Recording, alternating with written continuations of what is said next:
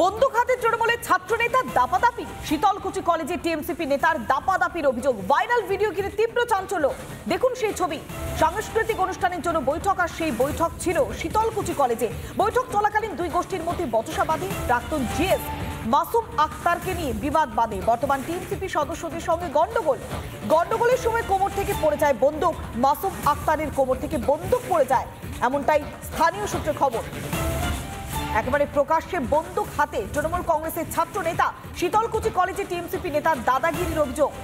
সাংস্কৃতিক অনুষ্ঠান নিয়ে বৈঠক, আর সেই বৈঠকের মাঝেই কোমর থেকে পড়ে যায় বন্দুক ওই ছাত্র নেতার। এই মুহূর্তে সেই ছবি দেখাচ্ছি রিপাবলিক বাংলাতে। শীতলকুচি কলেজ, যেখানে সাংস্কৃতিক অনুষ্ঠান নিয়ে বৈঠক ছিল। শনিবার বৈঠক ছিল এই শীতলকুচি কলেজেই। বৈঠক চলাকালীন দুই গোষ্ঠীর মধ্যে বচসা বাঁধে। প্রাক্তন জিএস মাসুম আক্তারকে নিয়ে বিবাদ চরমে ওঠে। বর্তমান টিএমসিপির সদস্যদের সঙ্গে গন্ডগোল বাঁধে, আর ঠিক গন্ডগোলের সময় কোমর থেকে পড়ে যায় বন্দুক।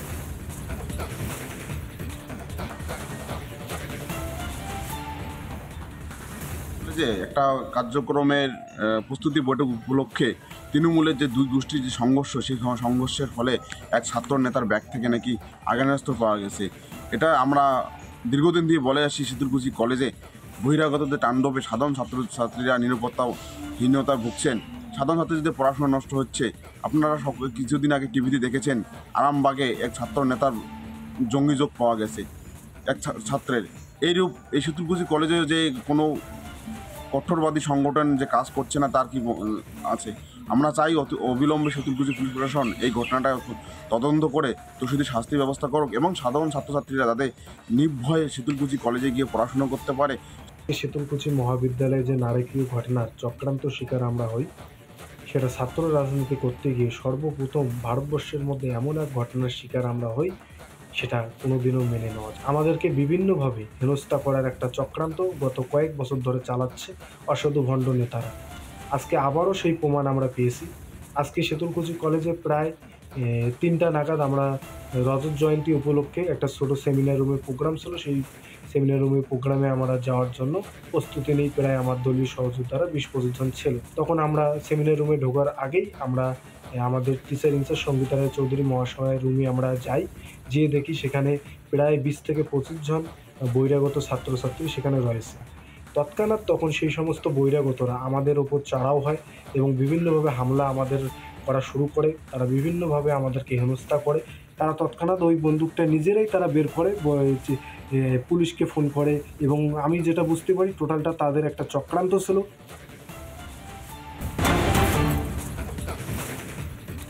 সমবায় ভোটকে কেন্দ্র করে ফের রণক্ষেত্র পূর্ব মেদিনীপুর। কন্টায় কোঅপারেটিভ ব্যাংকের ভোটেও এড়ানো গেল না অশান্তি। কেন্দ্রীয় বাহিনী মোতায়েন থাকলেও উত্তপ্ত গোটা এলাকা। ভোট শুরু হতে না হতেই তুমুল উত্তেজনা। এই মুহূর্তে সেই ছবি দেখাচ্ছে রিপাবলিক বাংলাতে ফার্স্ট অন। কন্টাই কোঅপারেটিভ ব্যাংকের নির্বাচন, আর সেখানেও অশান্তির ঘটনা। উত্তপ্ত হেরিয়া এবং রামনগর।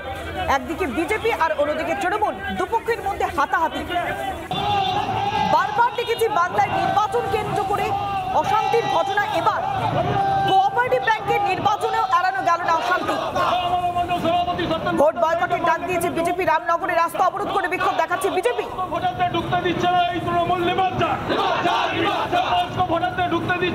আমরা আরো বিস্তারিত জানবো। সরাসরি রয়েছে আমাদের প্রতিনিধি বিষ্ণুব্রত পান্ডা। বিষ্ণু, ঠিক কি কি অভিযোগ উঠে আসছে, কিভাবে সমস্যার সূত্রপাত হলো?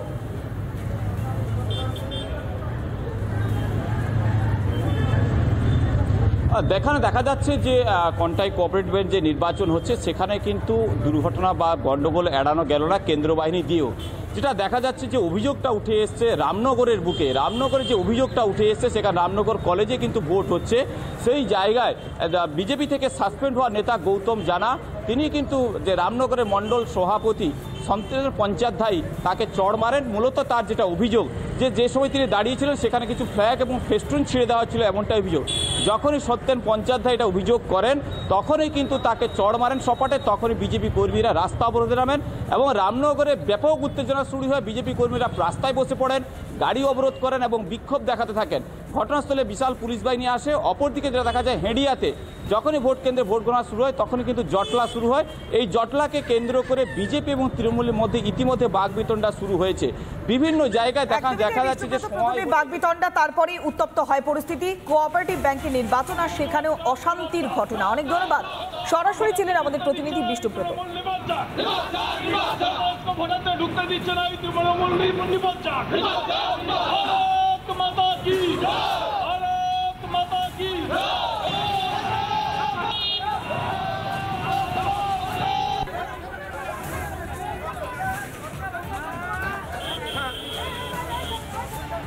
বারবার আমরা দেখেছি যে নির্বাচনকে কেন্দ্র করে উত্তেজনা, এবার সমবায় ভোটে উত্তেজনা। এর আগে আমরা দেখেছিলাম যে 8ই ডিসেম্বর মাত্র কয়েকদিন আগেই উত্তেজনার পরিস্থিতি তৈরি হয়েছিল নন্দীগ্রামে, আর সেখানেই বোমাবাজির ঘটনা ঘটেছিল। সেই একই জায়গা পূর্ব মেদিনীপুরের নন্দীগ্রামে, যেখানে সমবায় নির্বাচনকে কেন্দ্র করে এভাবে বোমাবাজির ঘটনা ঘটেছিল। একসঙ্গে দুটো ছবি। অন্যদিকে আজ রণক্ষেত্র পূর্ব মেদিনীপুরের কন্টাই কোঅপারেটিভ ব্যাংকে কেন্দ্র করে উত্তেজনা। রামনগর এবং হেরিয়া দুটি জায়গাতে উত্তেজনার পরিস্থিতি তৈরি হয়েছে। বিজেপি এবং তৃণমূলের মধ্যে হাতাহাতির অভিযোগ।